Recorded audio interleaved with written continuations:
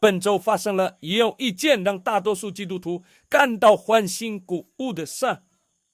唐纳的特朗普总统正式宣布，将2026年5月15日星期5日落至5月16日星期6日落定为全国安息日庆祝活动。意味着人的美国总统一起西部来预名称，来尊重第7日安息日，并遵循圣经中从日落到日落的时间界限。那么各界的反应如何呢？赞美、感激，甚至是喜悦。但我希望我们能冷静下来，因为刚刚发生的一切并非表面看起来那么简单，而其背后的真相远比大家所谈论的要深远得多。先知但以理在乌来河边领受了一个异象，在那个异象中，基督向他显明了一种将在末世运作的势力。他对此这样说道：他的权势必大，却不是因他自己的能力，他必行毁灭，而且有非凡的手段。但以理书8章24节，非凡的毁灭不是残暴的毁灭，不是可怕的毁灭，不是靠武力毁灭。秒记了，这个希伯来词是的帕拉，意为非凡，两人超乎理解。终局降临的毁灭是如此精巧，呈现方式又是如此魅力，以至于其毁灭的方式本身就足以令人亮叹。我希望你能花点时间细细体会这一点。总统发布公告，宣布安息日，政府尊重上帝的生日，全国上下从日落到日落停止劳作。这真是太美好了。让我们回到伊甸园片刻。当色戒进夏娃时，他并非带着威胁而来，他来时并未带剑，他没有命令他，他提供的是美好的、令人向往的、知识上极具吸引力的事物，旨在让人获得智慧预期的。这就是拿蛇的行径。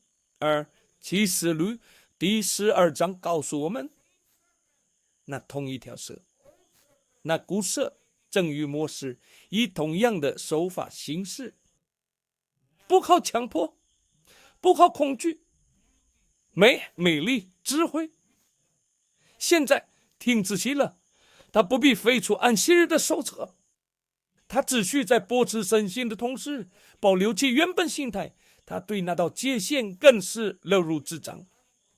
早在创世之初，他便已身处混沌之中。他见证上帝的7日安息，见证他师傅次日，并定为圣日。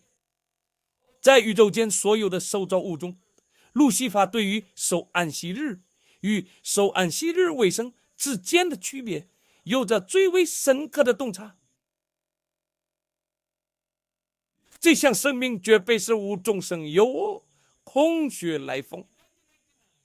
回溯到1999年，也就是距今整整27年前，众作促进基督徒和伊理事会与世界基督教协进会共同联合发起了一项名为宗教和世界安息日的活动。基督信仰的信徒、犹太教的信众、伊斯兰教徒，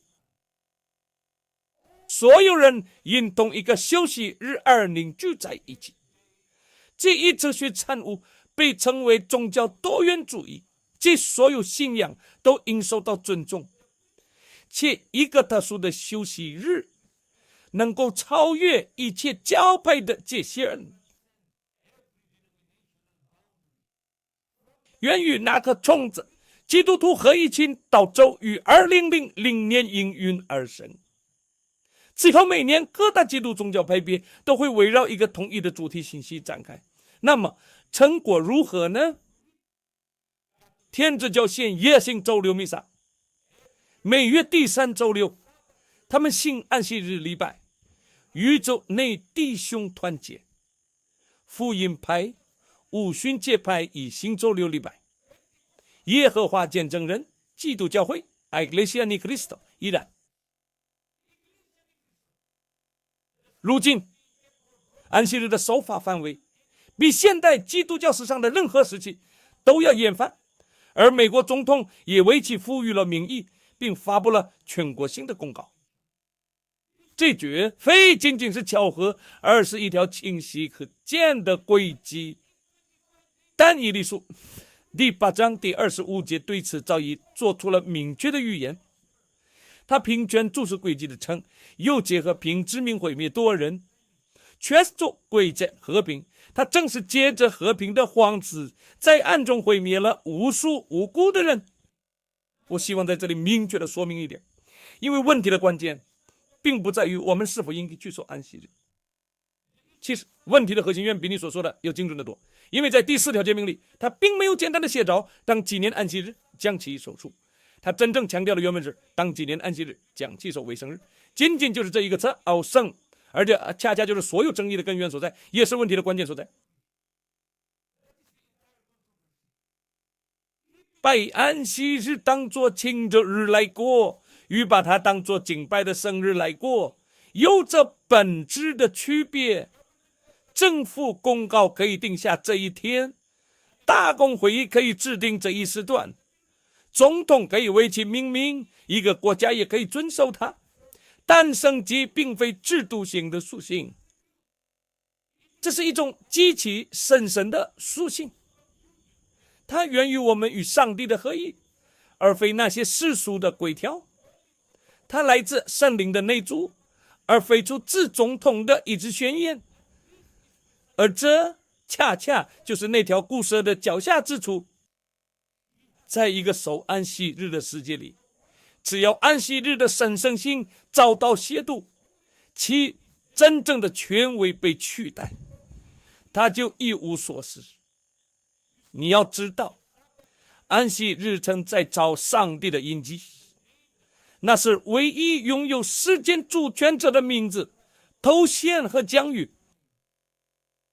主你的神记他的命，6日之内主造了天地，此乃他造物主的尊号。天地海洋以及其中万物结束他的疆域。当某个由人类组成的机构，无论是教会会议、宗教派别还是世俗政府，决定了安息日的意义，谁来守安息日，以及在何种权威下遵守它时，其声音即便悄然流失。虽然外在形式尚存，但那份神圣的本质却已荡然无存。这已经达成了他所需的一切。启示录第13章描述了2种相互协作的力量。从海中上来的第一只手是一种宗教性的属灵力量，它提供了哲学框架以及敬拜中得救。从地中上来的第2只手有2角如同样高，他看起来像基督徒，看起来很自由，但他说话却像龙，而且他做了一件特定的事，他教的和主在地上的人拜那头一只手。启示录第13章第12节，美国出使全体尊崇那第一只手的体系，并非是依靠强硬的武力，也绝非是依靠任何形式的威胁，而是通过大肆的公告宣传、盛大的庆祝活动以及某种看似极其美好的事物来达成。我们本周所见证的是第2头手，将这颗星球上最强大政府所拥有的绝对权威赋予一种神圣世界维度下的宗教定型，而这种定型并非源自那古老的西奈山，而是源自1999年由范德刚所推动的跨宗教和解议程，在那时所播下的合一运动种子。安息日正在被清除，造物主对其拥有的都有权柄正在被取代。这就是但以理书8章25节，这就是新毁灭新启示，这就是和平叙事最成熟的形式。那么我们该如何面对这一切呢？我们不抗拒这一宣告，我们不反对这一庆祝，我们不反对人们守这一天，我们忙着去追求更深远的意义。我们忙着去守卫神。以赛亚书58章说得很明确，不办自己的私事，不随自己的私意，不说自己的实话，你就以耶和华为乐。安息日不是我们可以重新定义的，它不是政府可以宣告的，也不是委员会可以重新设计的。属乎上帝，守卫圣日，虚怀敬拜之心，归向天上的主，祭造无主救赎主。他将名号头衔于将于民刻于诫命之中。本周全球公庆安息日，数百万人会遵守这一天，场面会十分美好。问题不在于你是否遵守了这一天，问题在于你是否以神圣之心待之。当你这样做时，你是在尊重谁的权威？人们是在敬拜造物主，还是某种美妙的人类运动取代了他的地位？怀艾伦曾经写道，安息日将成为衡量我们忠贞的伟大考验，因为它是真理中被受争议的焦点。这一考验其实已经临到了，它并非是以迫害的形式，也并非是以那所谓的星期日法案的形式出现。它如请典般降临，它如宣告般到来，来得真实妙不可言。本周世人将守安息日，但若这安息日并非出于造物主的权柄，缺乏生机，缺乏全然归向神的敬拜之心，那便是虚假的安息日，而与民蒙着当明辨其中的差异。圣徒的忍耐就在此，受神诫命和耶稣真道的也都在此。启示录14章12节，